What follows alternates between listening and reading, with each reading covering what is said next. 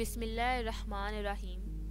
معزز سامعین و ناظرین، السلام علیکم ورحمۃ اللہ وبرکاتہ۔ میں امید کرتی ہوں کہ آپ سب خیریت سے ہوں گے، خوشحال ہوں گے۔ میری دعا ہے کہ اللہ تعالیٰ آپ کو خوش اور آباد رکھے۔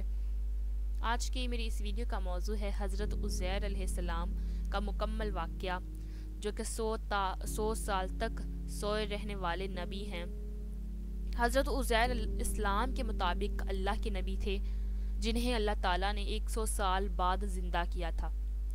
ان کے والد اور سلسلہ نسب کے بعض دوسرے ناموں میں مورخین کے درمیان اختلاف پایا جاتا ہے، لیکن اس پر سب کا اتفاق ہے کہ وہ حضرت ہارون بن عمران علیہ السلام کی نسل سے ہیں۔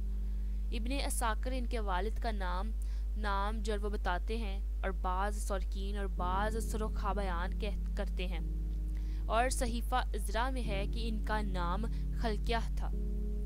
قرآن عزیز میں حضرت عزیز علیہ السلام کا نام صرف ایک جگہ یعنی کہ سورۃ توبہ میں مذکور ہے، اور اس میں بھی صرف یہ کہا گیا ہے کہ یہود عزیر علیہ السلام کو خدا کا بیٹا کہتے ہیں، جس طرح نصاری عیسیٰ علیہ السلام کو خدا کا بیٹا مانتے ہیں۔ اس سے ایک جگہ کے سوا قرآن پاک میں اور کسی مقام پر ان کا نام لے کر ان کے حالات و واقعات کا کوئی تذکرہ نہیں ہے۔ جیسے کہ قرآن مجید کی ایک آیت کا ترجمہ بیان کر رہی ہوں، اور یہودیوں نے کہا عزیر اللہ کا بیٹا ہے، اور عیسائیوں نے کہا کہ مسیح اللہ کا بیٹا ہے۔ یہ ان کی باتیں ہیں، محض ان کی زبانوں سے نکالی ہوئی ہیں۔ ان لوگوں نے بھی انہی کی سی بات کہی جو اس سے پہلے کفر کی راہ اختیار کر چکے ہیں۔ ان پر اللہ کی لعنت، یہ کدھر بھٹکے جا رہے ہیں۔ البتہ سورہ بقرہ میں یہ واقعہ مذکور ہے کہ ایک برگزیدہ ہستی کا اپنے گدھے پر سوار ایک ایسی بستی سے گزر ہوا جو بالکل تباہ و برباد اور کھنڈر ہو چکی تھی، اور وہاں نہ کوئی مکی رہتا تھا اور نہ کوئی مکان۔ مٹے ہوئے چند نقوش باقی تھے جو اس کی بربادی اور تباہی کے مرثیہ خواں تھے۔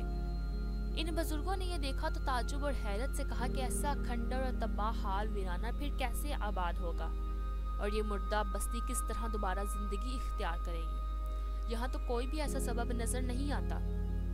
یہ ابھی اسی فکر میں غرق تھے کہ اللہ تعالیٰ نے اسی جگہ ان کی روح قبض کر لی اور 100 برس تک اسی حالت میں رکھا۔ یہ مدت گزر جانے کے بعد ان کو دوبارہ زندگی بخشی، اور تب ان سے کہا، بتاؤ کتنا عرصہ اس حالت میں رہے۔ وہ جب تعجب کرنے پر موت کی آغوش میں سوئے تھے تو دن چڑھے کا وقت تھا، اور جب دوبارہ زندگی پائی تو آفتاب غروب ہونے کا وقت قریب تھا۔ اسی لیے انہوں نے کہا، 1 دن یا اس سے بھی کم۔ اللہ تعالیٰ نے فرمایا، ایسا نہیں ہے، بلکہ تم 100 برس تک اسی حالت میں رہے ہو، اور اب تمہارے تعجب اور حیرت کا یہ جواب ہے کہ تم ایک طرف اپنے کھانے پینے کی چیزوں کو دیکھو کہ اس میں متعلق کوئی تغیر نہیں آیا، اور دوسری جانب اپنے گدھے کو دیکھو کہ اس کا جسم گل سڑ کر صرف ہڈیوں کا ڈھانچہ رہ گیا ہے۔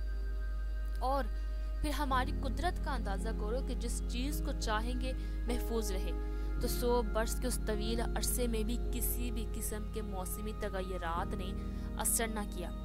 یعنی کہ اس میں اللہ تعالیٰ یہ کہنا چاہ رہے ہیں کہ ہم جس چیز کو چاہتے ہیں محفوظ رکھتے ہیں، یا ہم نے یہ چاہا کہ تمہارا جسم محفوظ رہے تو 100 سال تک اس میں کسی بھی موسمی تبدیلی نے اثر نہیں کیا۔ اس کے آگے کہا جاتا ہے، اور محفوظ و سالم ہی رہی، اور جس چیز کے متعلق ارادہ کیا کہ اس کا جسم گل سڑ جائے تو وہ گل سڑ گیا، اور اب تمہاری آنکھوں دیکھتے ہیں ہم اس کو دوبارہ زندگی بخش دیتے ہیں، اور یہ سب کچھ اس لیے کیا تاکہ ہم تم کو اور تمہارے واقعے کو لوگوں کے لیے نشان بنا دیں، اور تاکہ تم یقین کے ساتھ مشاہدہ کر لو کہ خدا تعالیٰ اس طرح مردہ کو زندگی بخشتا اور تباہ شدہ شے کو دوبارہ آباد کر دیتا ہے۔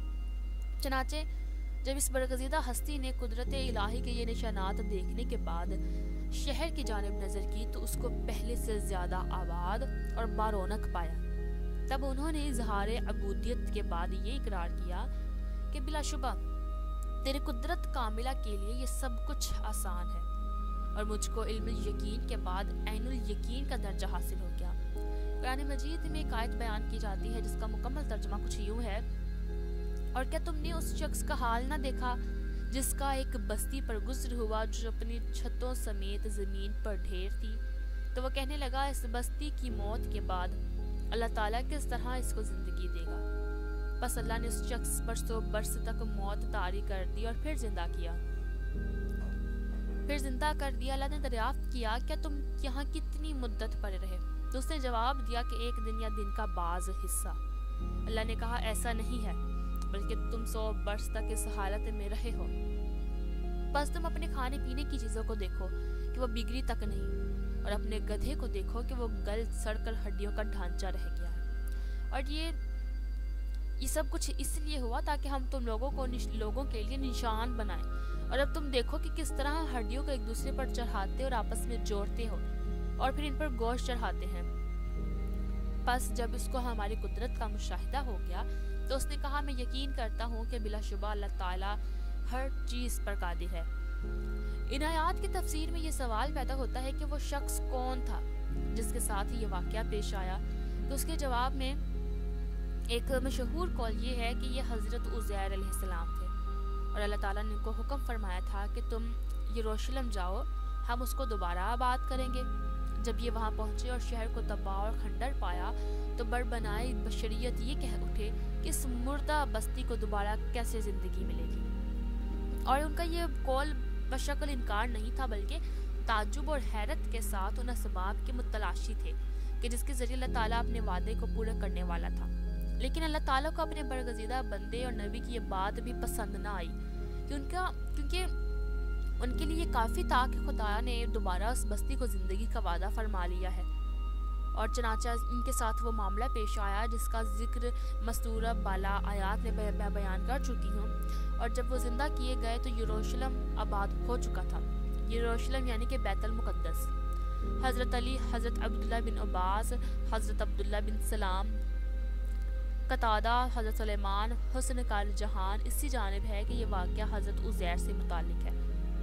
اور اس کے علاوہ حضرت عبداللہ بن اسلام کا قول یہ ہے کہ یہ شخص حضرت ارمیہ نبی تھے، اور ابن جریر طبری نے اس کو اسی قول کو ترجیح دی ہے، اور ہمارے نزدیک بھی یہی قول راجح ہے۔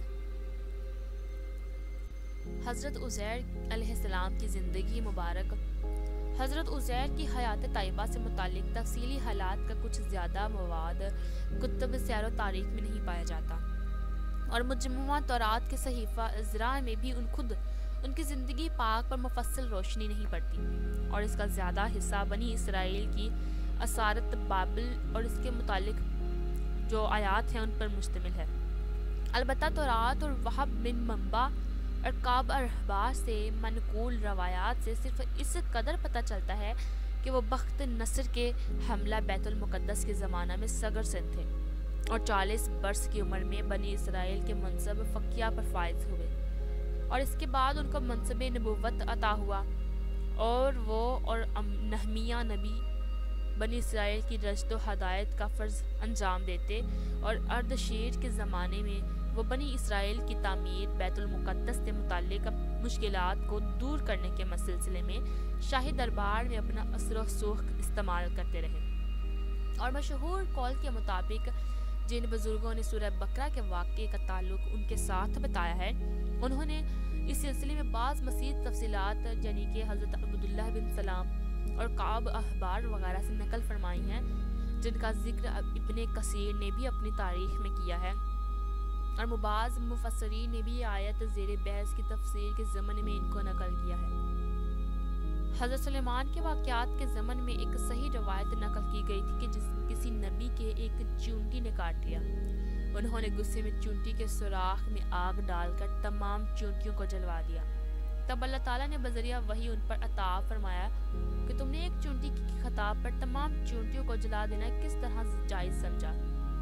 تو اس واقعے کے متعلق ابن کثیر نے اسحاق بن بشر کی سند سے یہ نقل کیا ہے کہ ابن عباس، مجاہد اور حسن بصری وغیرہ فرماتے ہیں کہ یہ نبی عزیر تھے، اور عزیر کے متعلق بعض اور بھی واقعات نقل کیے جاتے ہیں، مگر روایت اور درائیت دونوں اعتبار سے ساقط الاعتبار ہے، بلکہ لغو اور لطائل ہیں، چنانچہ ابن کثیر وغیرہ نے بھی ان کو نقل کر کے رد کر دیا تھا۔ مگر یہ واضح رہے کہ جن روایات میں حضرت عزیر کو آیات مستور بالا کا مصادق قرار دیا گیا ہے، ان میں یہ بھی تصریح ہے کہ عزیر نبی نہیں تھے بلکہ مرد صالحہ تھے، حالانکہ جمہور کا قول یہ ہے کہ حضرت عزیر علیہ السلام نبی تھے، اور قرآن عزیز نے بھی جس انداز اور اسلوب سے ان کا ذکر کیا ہے وہ بھی اس بات پر دلالت کرتا ہے کہ وہ خدا کے پیغمبر تھے، اور گمراہ یہودیوں نے ان کو اسی طرح ابن اللہ بنا لیا جس طرح نصاریہ نے حضرت عیسیٰ کو۔ نیز تورات بھی ان کے نبی ہونے کا قرار کرتی ہے۔ علاوہ ازیں جو حضرات ایک طرف سورہ بقرہ کی زیر بحث آیات کا مصداق حضرت عزیر کو بتاتے ہیں، دوسری جانب ان کے نبی ہونے کا انکار کرتے ہیں۔ ان کے لیے یہ بات قابل توجہ ہے کہ سورہ بقرہ کی آیات میں اللہ تعالیٰ نے ان کو بلا واسطہ خطاب فرمایا ہے اور ان سے ہم کلام ہوا ہے، اور یہ ان کے نبی ہونے کا واضح ثبوت ہے۔ بہرحال حضرت عزیر علیہ السلام کے نبی ہونے کے متعلق دو قول ہیں، اور راجح قول یہی ہے کہ وہ بلا شبہ خدا کے پیغمبر ہیں۔ ابن کثیر نے وہب بن منبع، کعب احبار اور عبداللہ بن سلام سے عزیر کے متعلق جو طویل روایات نقل کی ہیں اور وہ ابھی بھی نقل ہوتی آ رہی ہیں، اس میں ہے کہ عزیر نے بنی اسرائیل کے لیے تورات کی جدید عراق کے اندر دیر حسکیل میں کی تھی، اور اسی نواح کے ایک قریہ سائر آباد میں ان کی وفات ہوئی، اور دوسری جگہ فرماتے ہیں کہ بعض آثار میں موجود ہے کہ ان کی قبر دمشق میں موجود ہے۔ اور یہیں پر حضرت عزیر کے متعلق تمام معلومات کا سلسلہ اپنے اختتام کو پہنچتا ہے۔ میں امید کروں گی ناظرین کہ آپ کو آج کی ویڈیو پسند آئی ہوگی۔ اگر ویڈیو کا موضوع پسند آیا ہو تو لائک، شیئر اور کمنٹ ضرور کیجیے گا، اور کائنڈلی چینل کو سبسکرائب کر دیں، بیل آئیکن کو پریس کر دیں تاکہ اپلوڈ ہونے والی ہر نئی ویڈیو کا نوٹیفیکیشن آپ کو ملتا رہے۔ اپنی دعا میں یاد رکھیں۔ اللہ حافظ۔